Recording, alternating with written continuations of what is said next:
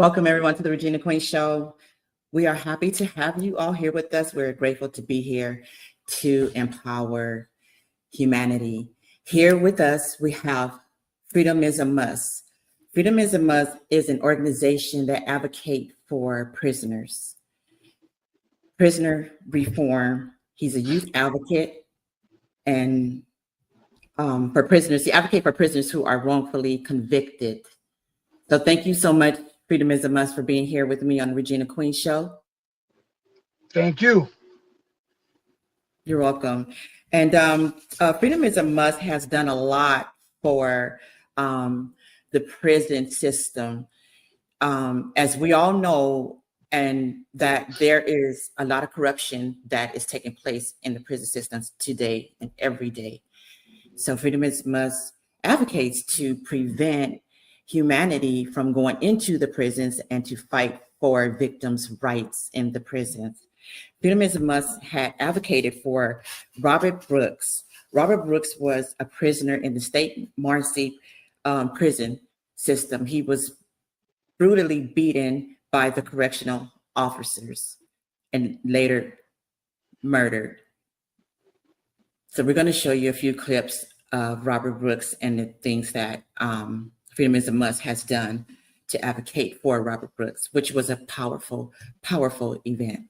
Appreciate it. Took the sacrifice of this young man, this brother, for him to die, to sacrifice, for this to come up to the light, so that everybody in the world can see that this is really happening.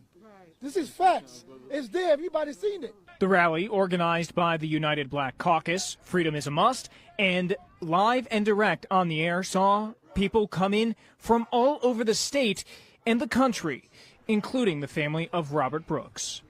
While the officers was murdering her son, they was getting paid to murder her son, right? She's out here in the cold. She's not getting paid to be out here. She's not getting paid to be out here. So I need the world to understand the gratitude of this situation and understand that we seeking for justice, but we seeking for change for the Department of Correction. That justice has yet to come. And if it was 10 of us over here that did time together, and we would have committed this crime on video, it'd have been a manhunt.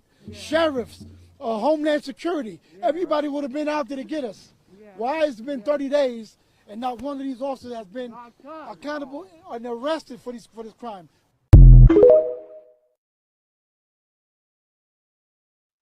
Fact. Right. And thank you so much for what you do. Freedom is a Must. Can you share with us what it was like to advocate for Robert Brooks, who was a prisoner in the Marcy State Prison? Well, the Robert Brooks, rest in peace, Robert Brooks, was a touchy case. It was something that, us prisoners for decades have been complaining to the states, to Albany's, to governors, whether it's through letters or whatever means that we have while we in the prison, to let them know that these things were already happening in the system for decades.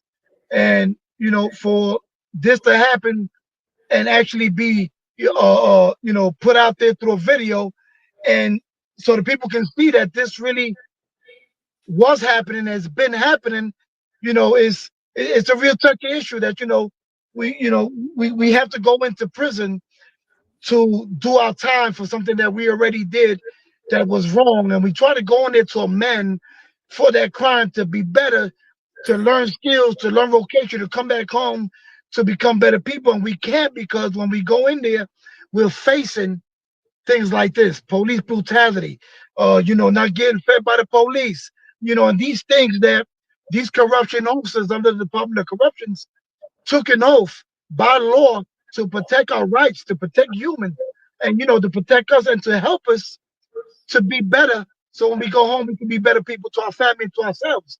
This is why the name Corrections was made, so that they can correct us. But it's, for decades, it's not happened like that. So the Robert Brooks was a touchy situation. When that happened, it hit hard, around the world, man, because not only we felt the pain of him having to go through this, us having to see it, but that now that the world knows that it's fact, it's in the light, it's out there. Yes. So what did they when they murdered him, how did it occur? He came from Mohawk, and I guess he was being transferred over across the street because those jails are right next to each other.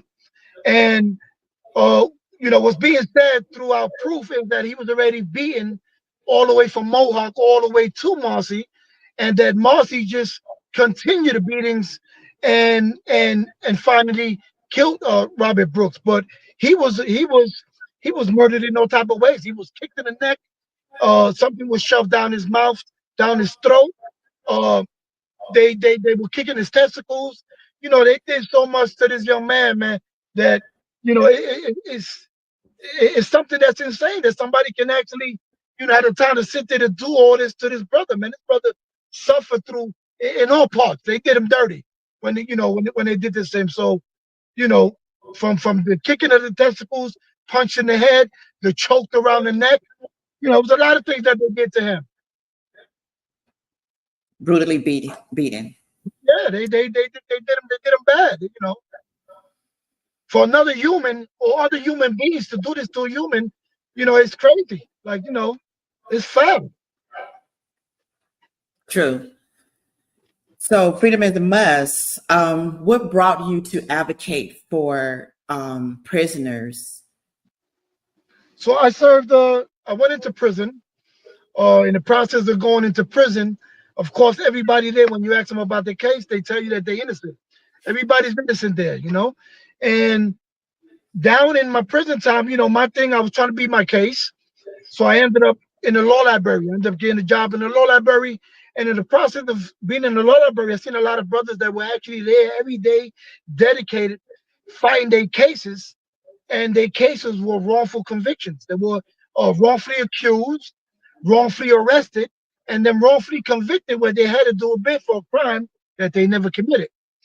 And down the line of listening to a lot of individuals saying they were wrongfully convicted, I had lawyers on the outside that, I worked with before and after being in the prison that would also, was also helping me out, that I decided to explain to these lawyers that, listen, there's a lot of brothers in here complaining about being wrongfully convicted. Maybe we should look into those cases, and maybe we should start doing these cases, because if they're wrongfully convicted, they don't belong in here. They in prison for something that they didn't actually do. And I started with a brother named Robert Acosta. Robert Acosta was a doctor from Santo Domingo who came to New York for like a week or 2 weeks to just explore, see his daughters. And in the process of him coming over here to see if maybe in the future he could move his doctrine over here and what he was doing over there in the politics over here, he was caught and he was wrongfully accused about guns, attempt murders, robberies, a whole bunch of things that he actually didn't know. And the brother didn't even actually speak English at the time, and he was wrongfully arrested, wrongfully accused, and he became wrongfully convicted, and they gave him 30-something years in prison, and he only got to do 27 years, at the time that I met him, and he only did the 27 years. I connected him to the lawyers. They saw that his case had merits. Like, I saw these people that he used to write, and they used to write him back and said, we investigated your case, you didn't have any merits. And it was crazy because my attorneys and investigators found merit in this case that this brother had not did this crime. He didn't commit this crime. So he was the first exoneree that was exonerated. I got him home, and they had to clear his name up for the case. He beat the case, and I continue to do it. To this day, I have a fifth exoneree, that I helped out, got them out. They got exonerated. They live in their lives, and I continue to do it. Even though I came out from the prison, I still communicate through the system, either through mail, through emails, or through phone calls, and I stay in communication with these brothers in prison because there's more brothers than these brothers that are wrongfully convicted. Every day we see the news of a brother coming out that was wrongfully convicted and accused, and there's many of them in there that I don't feel that is right, that we should turn our backs on them. So I continue to help them, even though to this day I had 5 that I got out that were wrongfully convicted and exonerated. Wow. Whoa, that's really powerful. Like you really are putting in, the footwork to get justice for the wrongfully convicted. I fight for And them. It's like a voice, for the voiceless. When these guys send me their minutes and transcripts, which was like a thousand, 2,000, 3,000 pages of the trial. I take these and I copy them, and I don't just make one stack of them. I make about 15 stacks of those copies. And some people say that it's pressure. I don't call it pressure. It's just me going out there, trying to find these brothers' attorneys to represent them, because there's no more pro bono no more. People used to take lawyers take pro bonos to help people out, but because the process and the money it takes to work on these cases, they don't want to do it. So I will go into the city and I will go from office to office to see lawyers. Listen, here go this transcripts. This brother's wrongfully convicted. I need you to look into this. It's a good case. It's a case that, after you get him out, he's going to win a state federal lawsuit. You're going to get a 30 and the third percent. You're going to make your money, get on the news. And it's a good case for you. If you're not going to take this case, don't waste my time. Give me my minutes back, and I continue down the building to look for other attorneys. And that's one thing that I do. I go scouting for attorneys, even though I got attorneys online that take my cases, but sometimes they tied up with their cases or cases that I sent. So I got to go out there and find other lawyers, open the doors for them, for other lawyers, and that's what I do. I top up a load of paperwork, transcripts, papers. that's a lot of work. That's a lot of work, and it's very powerful and A lot of impactful. work. Yeah. So I would like to ask you, for prisoners, do you advocate for prisoners that has committed a crime and been convicted? Do you advocate to try and get them, released, like early time out? Or what is your belief? Do you believe they should serve the time that they was committed for the crime they committed? So I help a lot of prisoners that are not wrongfully convicted and they did do the crime and they in there paying the time so they can be better to come out. I help them with parole letters to come out if they don't have a home to go to. That's one of the qualifications that's necessary with parole. I make sure that I find them housing, whether it's in one of my units or anything, and help them out with a job and housing so they have these letters when they face parole to come home. But I do not help child molesters. I do not help women rapists. I don't do those type of cases because I'm against that. It's something I'm against. But if it's a case that I know and I'm being told by peoples that, yeah, it is that type of case, but they didn't do it, and I actually see that there is proof that they didn't do it, I fight for them. If it's a person that copped it out and they copped out to those charges and they did what they did on those crimes, I do not do that. My attorneys don't do that. Those are cases that even my attorneys do not take. Nobody in the world, it doesn't matter how much money you offering, my attorneys do not take that. I don't take them type of cases. We don't tolerate that. So I just want to get that clear so everybody know that we don't tolerate that. But we do help other prisoners, robbery cases, gun cases, and anything besides that. We do help them with letters, food packages. We put money in the account and secure us so they are able to call us even on days that it's not about their case. They want to vent. They stressed out. Today's Thanksgiving. Let's say, and they have nobody to call and they want to call somebody. They able to call me and my guys, and they're able to vent. We're able to tell them Happy Thanksgiving and make them feel a lot better, and take them from out of that prison into society, even if it's to the mind, that we taking them out. But, that's what we do. Have you ever dealt with juveniles? We have not, but in jail wise, but we do have a program in Connecticut which deal with troubled youth. They are sent by the chief judge of family court, who we got a good relationship with, and we set up a system where if a juvenile was going into jail for a crime that he committed versus ruining his life. We have a program that we have the judge work out a process where they can send him to our program, and we teach him some type of vocational anger management and those type of courses.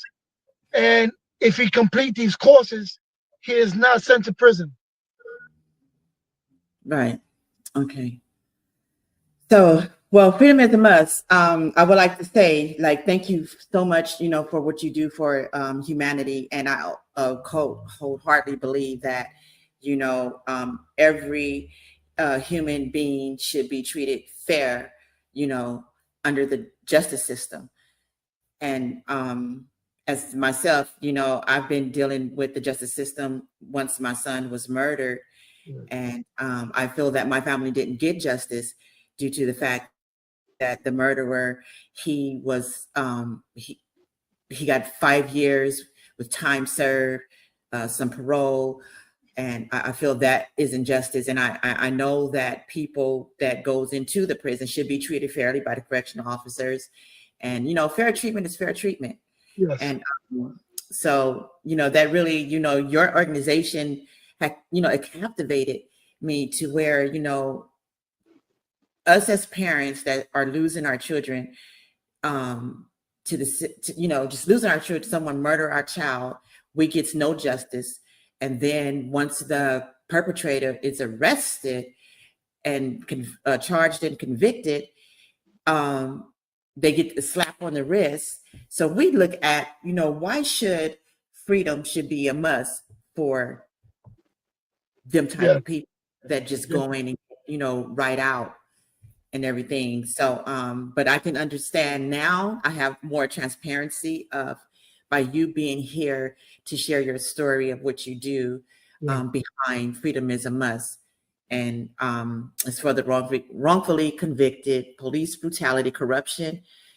And that's just, fairness is fairness.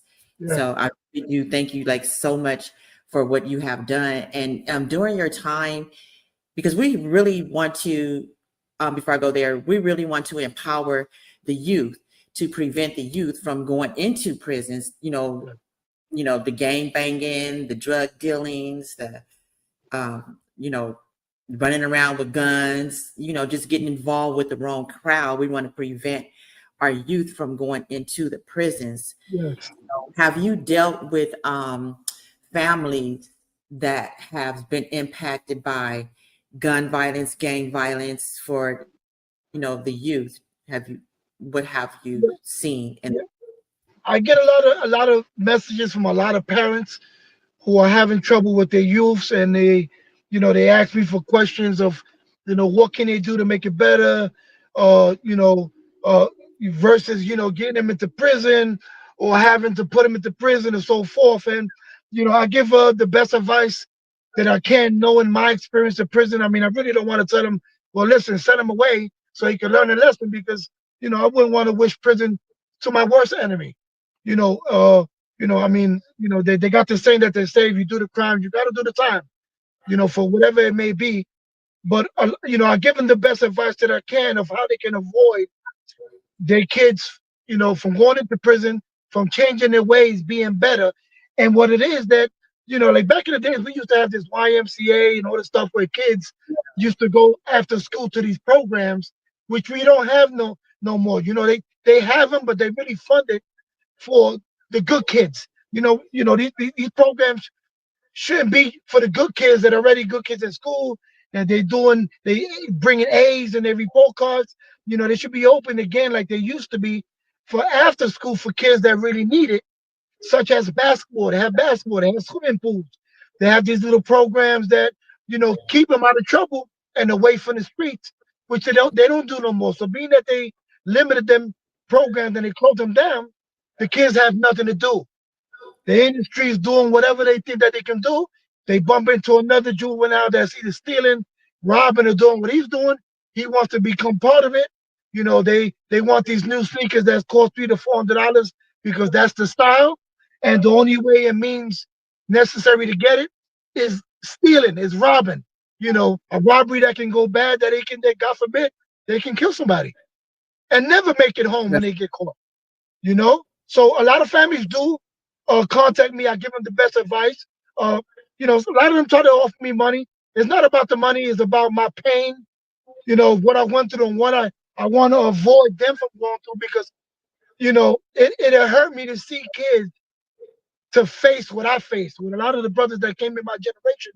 What we face in the Department of Corruption. And I call it corruption because it's a system that's a broken system that people think that, nah, correction officer will never do that.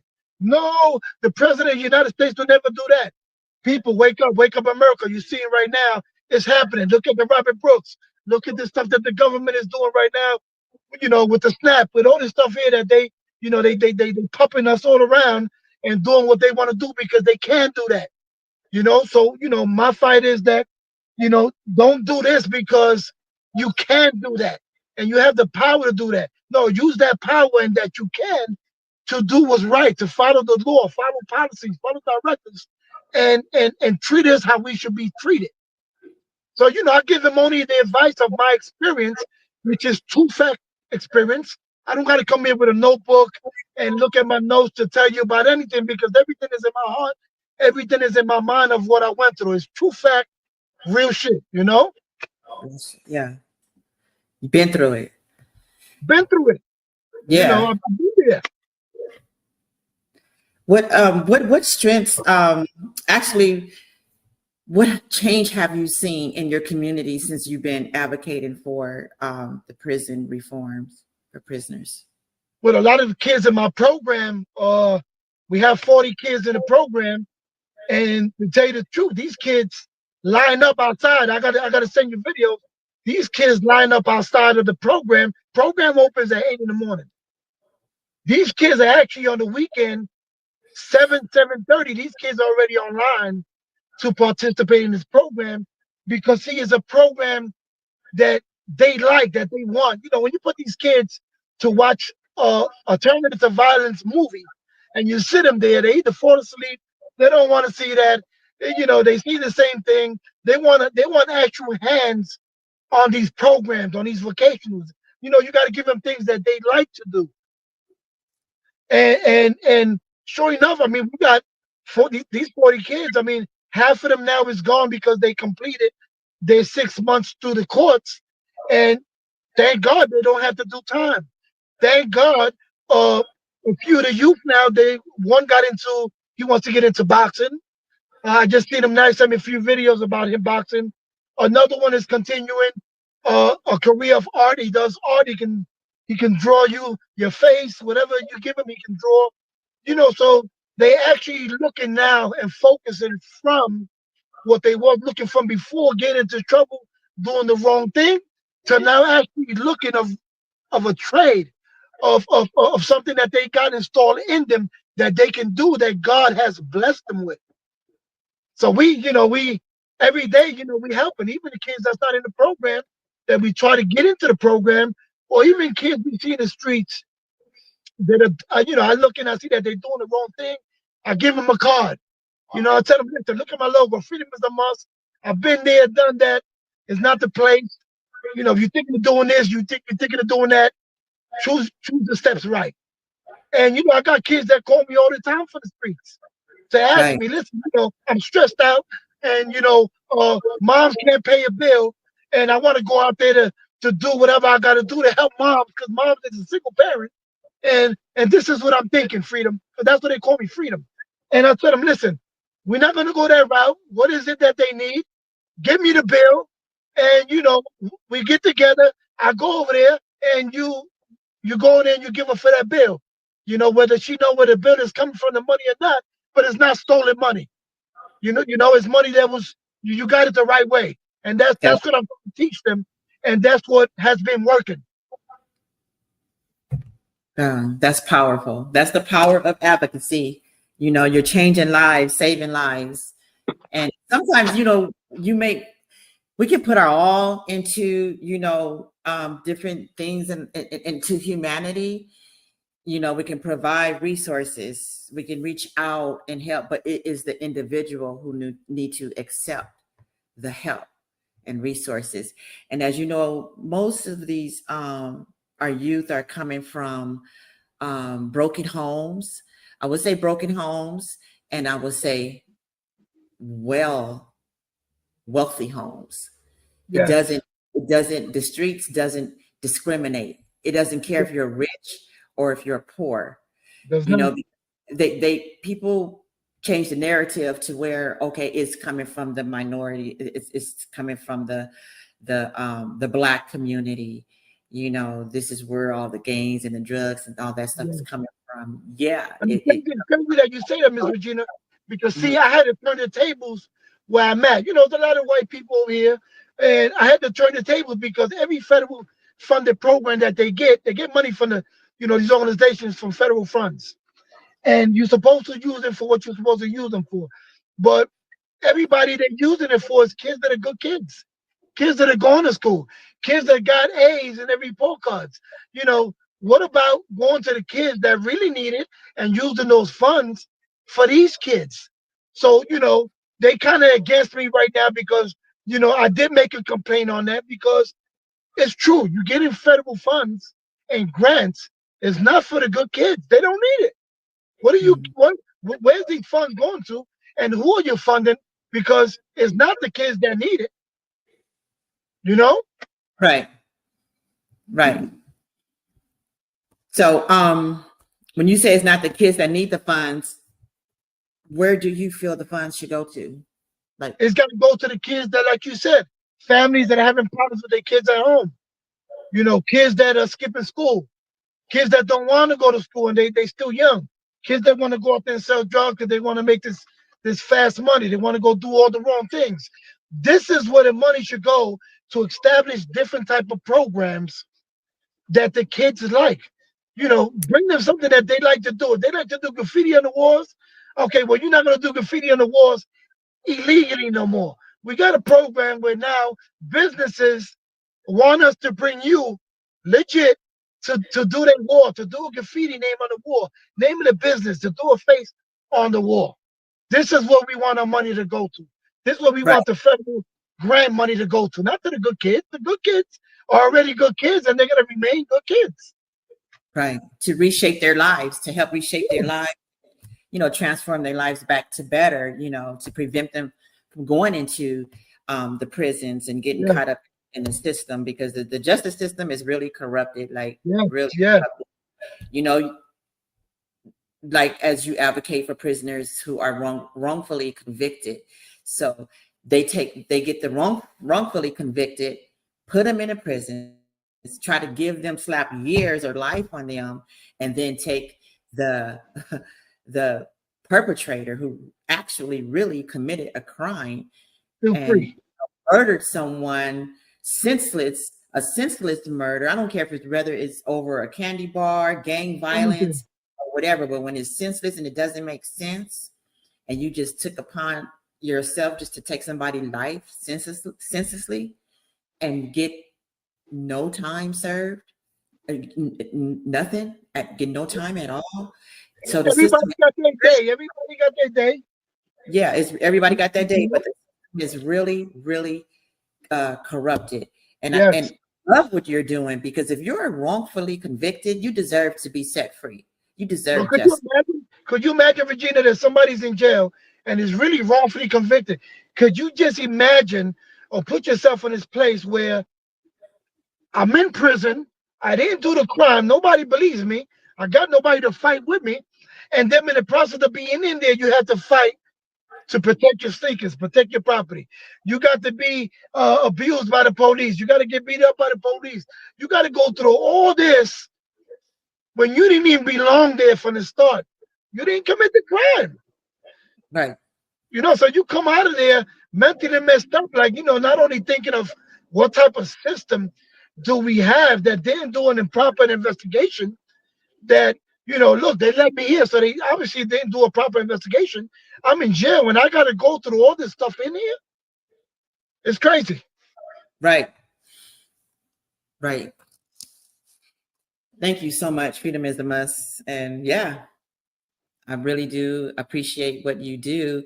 And here's another clip, you guys, with Freedom is a Must, of some of the things that he does. Shut it down!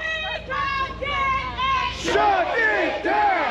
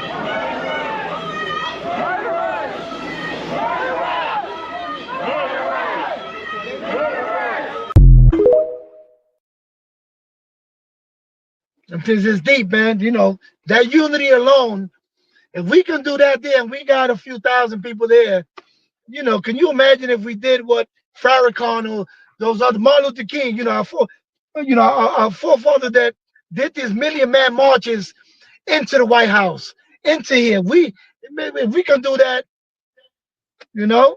Yes. And this right here, the Robert Brooks case, was similar to George Floyd. You know, people were coming from state all over, you know, to advocate and shout to fight for justice for Robert Brooks as the world. You came from all the way from home to come down that way. Yeah. That's deep. Yeah. That's deep. Yes. You know, and for a person to come and do that from another state somewhere and don't even know who Robert Brooks was, but you there at heart because you in pain of what just happened, you in support. You know, that's deep. You know, it's just deep. Yes. And because, you know, when you sit here and we watch the police just brutally murder someone for no reason, just brutally murder someone for no reason. And then here on my platform, I just want to give a shout out to Katie Wright. She's the mom of Dante Wright. Her son was shot and killed by the police as well. And so she's here. She advocates for, you know, others too as well. So I want to give her a shout out. And just thank you so much for what you do. And so before we go, I would like to talk about the victims that you help provide. And this is very important because when we out here advocating and we have this organization, it's very important to put your all into humanity to help victims survive through the trauma and tragedies. And most victims, you know, it impacts them in a horrible way. They lose wages financially. So you go out and you help victims with tombstones. Can you share some of that with us? Because that's very important. And I'm looking at, you know, when I lost my son, I'm like, and I'm shopping around, and also I lost my daughter as well. Wow. And yeah, my son and my daughter. I lost my daughter in 2018 and my son in 2020. But I lost my son to gun violence, and it was unexpected. And I lost my daughter to, you know, wow. Yeah, not any type of violence. But we shopping for these caskets are very, very expensive, and you got to just come up with all this money and everything. And so we need more organizations that would reach out to victims that help them with these tombstones and caskets. Can you share what you do? Because that is so very important, and I really honor that. So this is something that, you know, I came up with only because, like you said, financially people don't have it. You know, and who wants to be going into the cemetery and the grass is all over where it was buried? People walk through it, walk past it, don't even know that somebody's actually buried there. And, you know, they call them the no names. You know, I feel that, you know, I don't want to be, you know, when it's my time, be buried somewhere and be a no name. I think that's really sad. And the reason why a lot of these tombstones are no names and is because families don't have it. You know, times is hard. You know, they family that work from paycheck to paycheck. They don't, you know, have a bank account. They don't save money. So when these things do happen, which they happen unexpectedly, they're able to pay for these things. And I just started, you know, I started a pilot program just to see how this goes. And we started with, you know, helping a few families. You know, we picked a few families out that we see and we know that they for real, they really don't have it. Only because when you come up with these programs, you get 1 million people all of a sudden now that really do have it to pay for it or have the access, or family that can do it. Now all of a sudden they can't do it and they're looking for what is called a freebie. So when they do that, they eliminate, you know, from us helping the real people that really need the help. And they out there because you can tell through these social media that, you know, they not asking, but you can tell by their cries and certain things that they show you to show you that they don't have it. You know, they're not out there begging for it, but they don't have it. and that they wish they did, and they, gotta bless them with something. And I thought that this would be something good to start to help out the families. I'm working now with a company that actually make the caskets, and they actually make them like they put them in the burners, and they bring them out to those big cement things, and they mold them. And I'm working something out where maybe they can give us that for a few $100s. And what's the cost for? The cost is for this, and they're actually looking into the memo I sent them concerning why we want it for, who do we want to help, and can they work in pricing, because these things cost between $5,000 to $7,000. And Yes. it's not just that. It's also the tombstone. It's also the casket. All this stuff costs money. On top of the place where you're gonna bury him at, that costs us money as well. So some families bypass all that, and even bypass of seeing their relatives in a funeral home for a few days, because that even costs money. So what they do is they view them for one day, and they actually they do the ashes. They cremate them only because they don't have no other option and no help. So we want to avoid people from doing that. Not really to cremate somebody when you can find the means to have somebody to help you, to either get you the casket, get you the tombstone, and get you to the place where to bury them, so they don't become no names. Wow, that's really powerful. That is really powerful, and this is what We started. We put a couple of videos out of starting this program, helping people out with tombstones and all that. Me actually going in there, paying the $4,000 to $5,000 for it. And it's money that is blessed to me by God in other transactions that I do. And I always take a 10% for God. I take a 10% for my programs. And I got other friends that are part of the programs that came out of prison, did 20 to 25 years. They want to give back. And the only way of giving back is helping with programs like I have. And they've been helping. So, we've been teaming to do a lot of things. Yes. And Freedom is Must, can you share what state you are from? I'm in Connecticut. 3 days out the week I'm in New York. And but I'm basically, I moved from New York into Connecticut. Okay, so you advocate for both states. I advocate for the whole world. If somebody needs advocation, somebody to advocate California, LA, I find the means of getting people that way. Because I network all around the world. I find some people that can actually help them in that state. Yeah. Thank you so much. That's very, very powerful. And this is what I say, the power of advocacy can save lives and help prevent, our youth from going into prisons, because, some of the youth, they commit these crimes and then they take them straight to juvenile and charge them as an adult. And then they step into the big prisons. So what are you doing? And it shows, if you are a youth and you come across this podcast right now, please be very mindful. Your choices that you choose shapes your world. Yes. You don't want to go to these prisons and be brutalized by these corruption officers. And for example, we just showed you all what happened to Robert Brooks. He was beaten and murdered by the correctional officers. Yeah. And people are there in the prisons. They already committed their crimes. So they're there for a reform to, they're already being chastised. So you come in, that's like an overkill. So that's very unfair. And I see you're already coming in to pay your time. You got to face other things now, Exactly. So I see the importance of and the reason why you advocate, because you lived it. You was there. And you've seen the brutality and how people are being treated unfairly, and to come out of prison and to just advocate for so many victims and help people get justice and everything. You are doing such a great job. That is so super powerful. It's really powerful. And I really do thank you so much for that. And because there's things that I didn't know, not until I lost my son, to gun violence. And then I'm going into these, courts and everything, and just seeing how the justice system work. And people really need advocates to advocate for them and fight for them, because sometimes the victims out there are lost and alone.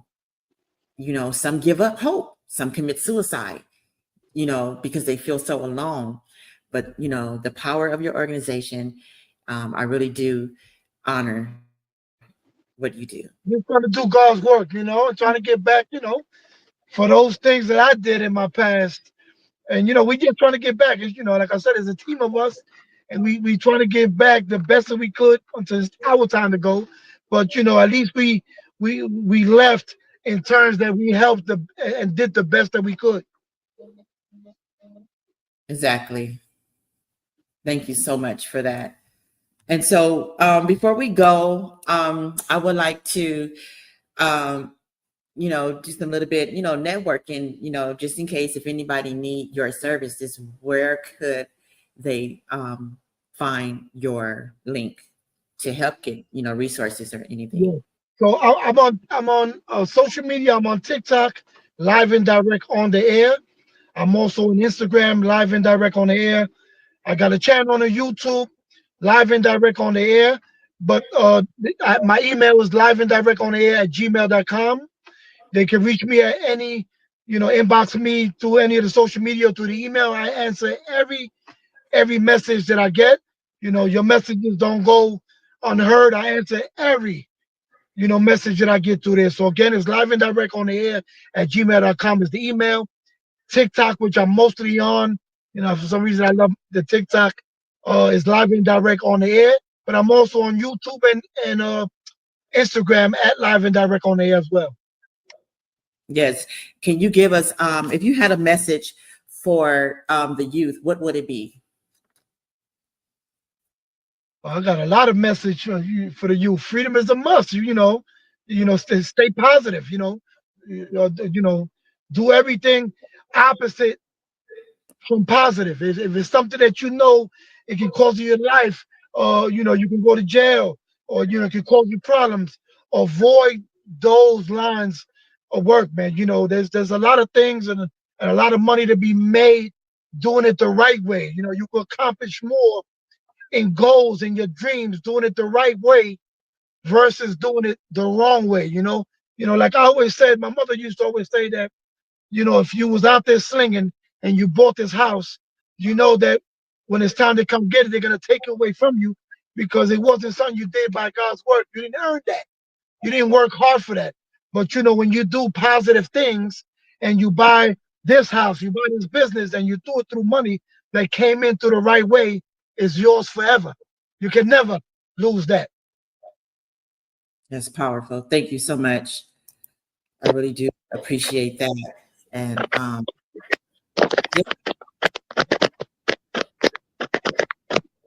that was a powerful message. So if you hear this, you little youngins out there, receive it.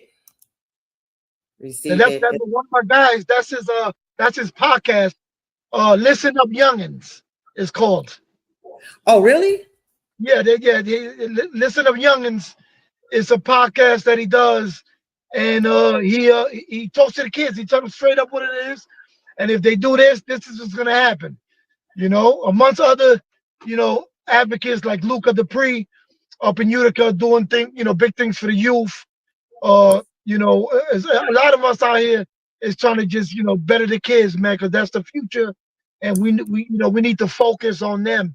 Because an adult already knows what's really right and what's wrong. You already know this. Yeah. Them streets don't love nobody. Yes. And Denise McSpadden, she said, great job. She said, thank you. Thank you for what you do. Appreciate it. Thank you. Thank you for being on and listening, and taking the time, because a lot of people, don't got the time to listen to a good word. They want to listen to the stuff that I went down the block, I pulled out the gun, hit him over the head, this type of stuff. These people get all these views, all these coins, all this love, all these hearts, all these messages. But when it comes to something positive, don't nobody really want to spend the time to be here and listen to this, you know?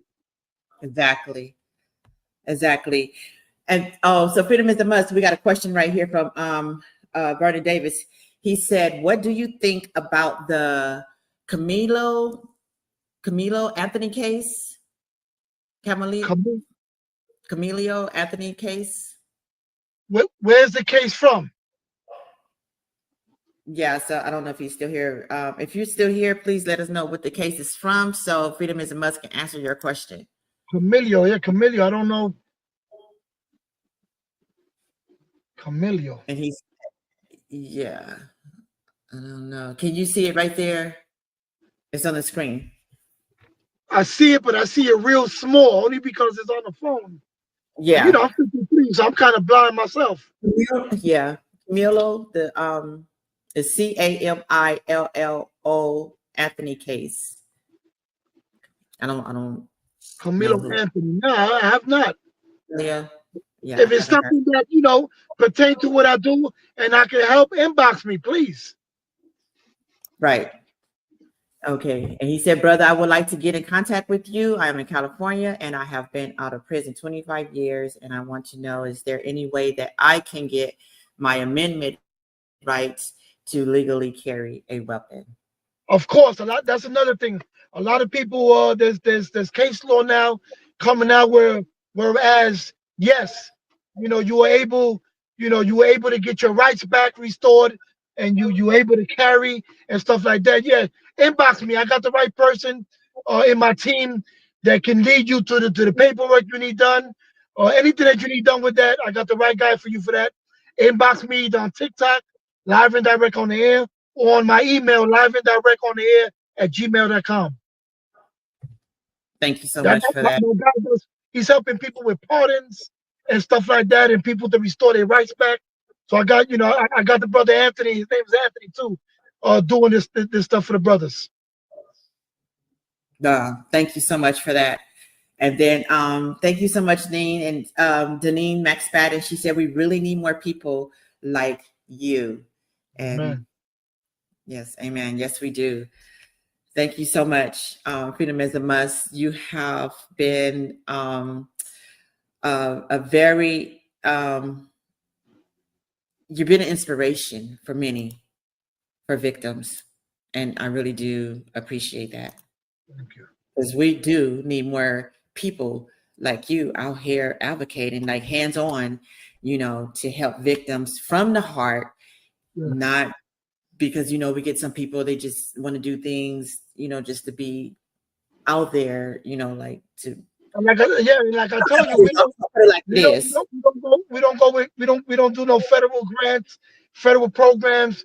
Me and my team, we either when we buy a property or we do certain things, we take out money for these programs. We do this on our own only because, when you deal with the feds with these grants, there's a lot to it. You got to go by certain rules, regulations that we don't really want to go to or get into. So, everything that we do come out of pocket. We do things out of us. We work hard for what we do, and we make sure that we take a percentage out to help people that's needed. So, I just want people to know that everything we do, this alone is something that we do it from the heart. We're not out there expecting nothing. We don't got no cash app, things out there asking for no cash app donations. That's why you ain't gonna see that in none of my pages, because we don't ask for that. We work hard, and we do certain things that out of these things that we make a double from or whatever, we take a percentage out for our programs. Oh, that's powerful. Thank you so much. Because people have lost a lot already. Victims, they lost a lot. And just to have organizations that is not trying to, profit off of a victim, very important. Because I don't like when, victims being, taken advantage of. And victims They're doing it every day. I see it. They doing it. People doing it. People doing it. Mm-hmm. Thank you so much. And then I believe I have some of just to give you guys a little bit.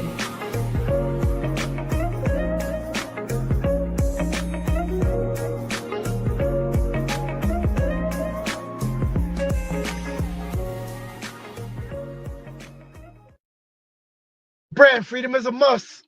That's the You know, brand. that's all you're gonna see me wearing is my brand. Freedom is a must. You know, we deserve to be free to do what we want to do when we want to do it, how we want to do it, but the right way. If it's not the right way, you don't want to do it. That's what I mean by my freedom. Yeah. Thank you. So we're good. We're getting ready to head out now. We're going to close this out, everybody, and we just want to thank you to our viewers. Thank you for listening Thank you. Thank you. our podcast today, which was very, very inspiring, empowering, and most of all, important to prevent our youth from going into the prisons, and letting you all know the power of advocacy can change and save lives. So please, even for you who have not been impacted by violence, don't wait until it hit home. Get out there, help humanity now. Let's change our world. Let's shape our world for a better place for our community and our youth that's growing up, our kids, our children, our grandchildren.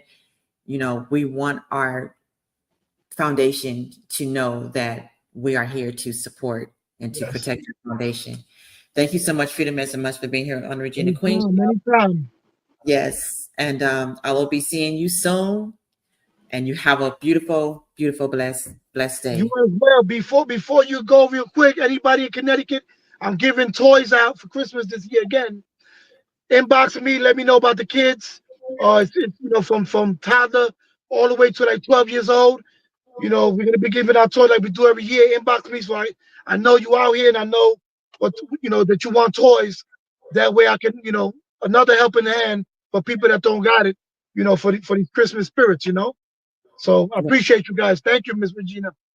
Thank you so much, Freedom is a Must. And real quick before we go, are you going to have a flyer for the giveaway? Yes, I'm going to put it up. Yes. Okay, so I can share it, and because I do have some groups here, and I can share them. Okay. Yes. Thank you so much, Freedom is a Must. Thank you. Thank you.